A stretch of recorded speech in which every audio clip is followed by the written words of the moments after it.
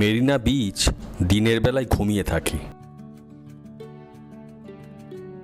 দীঘা, পুরী হোক, ঋষিকোণা বা গোয়া, যেখানে দিনের বেলায় পর্যটকদের জলে দাপাদাপি।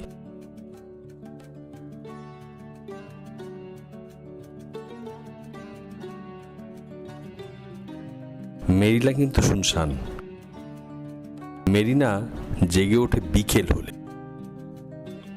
1939 থেকে 1945 পর্যন্ত দ্বিতীয় বিশ্বযুদ্ধে যেসব সৈন্যরা মারা গিয়েছিল তাদের স্মৃতিতে ইংরেজরা তৈরি করেছিল একটা ওয়ার মেমোরিয়াল। পরে 1948 সালের কাশ্মীর আগ্রাসন এবং 1962 চীন ভারত যুদ্ধকে মাথায় রেখে এটাকে ভিক্টিম মেমোরিয়াল বলা হয় এখন।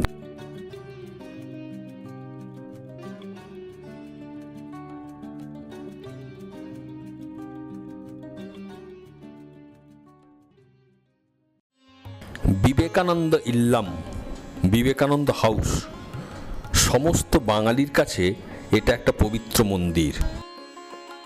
চিকাগো ধর্ম মহাসভা থেকে বক্তৃতা দিয়ে ফিরে এসে বিবেকানন্দ নেমেছিলেন তখনকার মাদ্রাজ প্রভিন্সের বন্দরে। 1897 সালের 6 ফেব্রুয়ারি থেকে 14 ফেব্রুয়ারি পর্যন্ত এই বাড়িটিতে তিনি অবস্থান করেন। পরে 1997 সালের 6 ফেব্রুয়ারি তামিল সরকার বাড়িটি অধিগ্রহণ করে রামকৃষ্ণ মিশনকে দান করে। বর্তমানে এখানে বিবেকানন্দের উপর প্রদর্শনী আছে, যা রবিবার বাদে আর সমস্ত দিন সকাল 10টা থেকে 12:30 আর বিকেল 3টে থেকে 7টা পর্যন্ত এই প্রদর্শনী খোলা থাকে। চেন্নাইতে কাপ্পি মানে কফির বিশেষত্ব হলো এটাকে সার্ভ করা হয় স্টিলের গ্লাসে,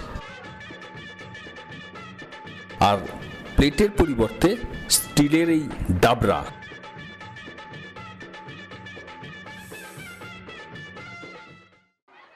বিকেলে সূর্যের আলো ঢলে পড়ছে আস্তে আস্তে, আর মেরিনা বিচও জেগে উঠছে। আমরা যেমন পার্কে বেড়াতে যাই, চেন্নাইয়ের মানুষেরা তেমন বেড়াতে আসেন মেরিনা বিচে। চেন্নাই মেরিনা বিচ, এবং এটা হচ্ছে পৃথিবীর লংগেস্ট বিচ, 14 কিলোমিটার লেংথ, পৃথিবীর লংগেস্ট বিচ। এবং বলতে গেলে সব রকম জিনিস আছে এখানে, সব রকম। বলা হলো কি নেই এখানে, মানে সব রকম আছে, সব, এভরিথিং। বাচ্চাদের খেলনা নিয়ে যে বসেছে সেও আসলে বাচ্চা। পরে আবার মেরি গো রাউন্ড আছে, এটা একটু আবার ছোটদের জন্য মেরি গো রাউন্ড আছে, আরো ছোটদের জন্য। সে ঘোড়াও অবাধ্য ঘোড়া, এবং তার পিঠে 2 ভীতু সওয়ার।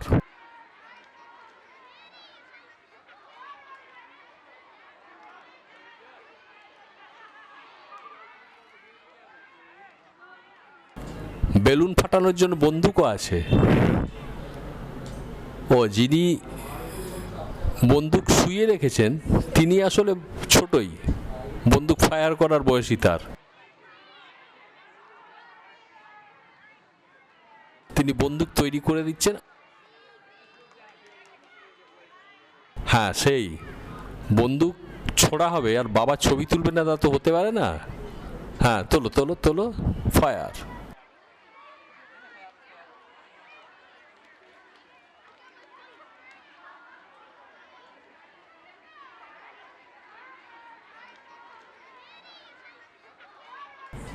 হ্যাঁ, ছবি আগে, আগে ছবি তারপরে বন্দুক, ফায়ার, ব্যাস ছবি উঠে গেছে। হ্যাঁ, এবার বাবা দেখিয়ে দিচ্ছে কিভাবে বন্দুক ছুটতে হয়, বাবাও শখ মিটিয়ে নিচ্ছে। আছে আমাদের ছোটবেলার হাওয়াই মিঠাই। বাবা একটু ফাঁকা দেখে আবার দুজনেও কাপলও বসে আছে, মানে ভবিষ্যতের কাপল।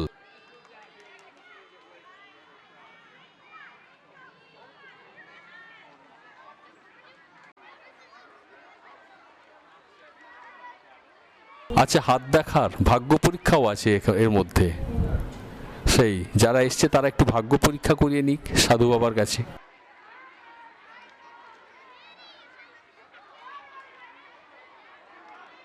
ও এই বালিতে শুয়ে মোবাইল ঘাঁটা তাও চলছে।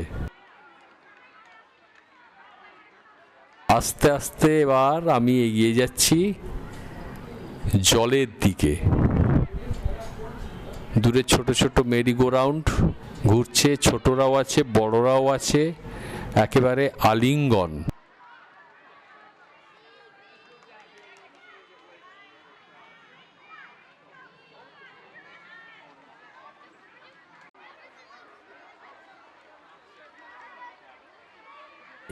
হাই হ্যালো, হ্যাঁ, বা শাঁখও আছে, সব সমুদ্র থেকে কালেক্ট করা শাঁখ। সমস্ত রকম আয়োজন এখানে আছে। সন্ধেবেলাটা কাটানোর জন্য ছোটদের যা যা আয়োজন দরকার সমস্ত আয়োজন এখানে আছে।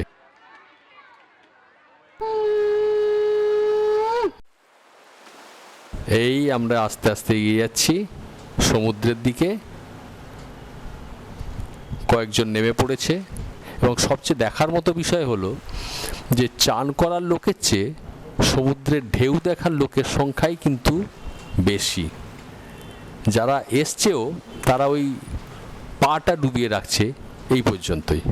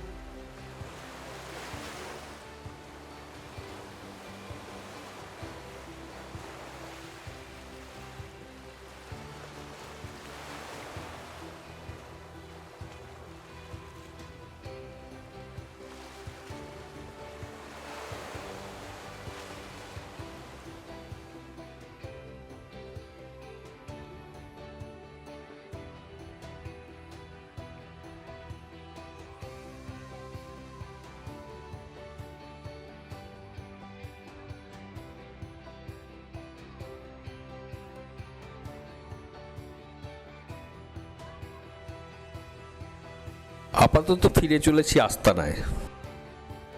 আবার ফিরে আসবো রাতের বেলা মেরিনা বিচে। সব উপভোগ আয়োজন সাধ্যমতো দেখালাম, শুধু মাছের গন্ধের স্বাদটা আপনাদের দিতে পারলাম না, কারণ সেটা দেখার নয়, শোঁকার।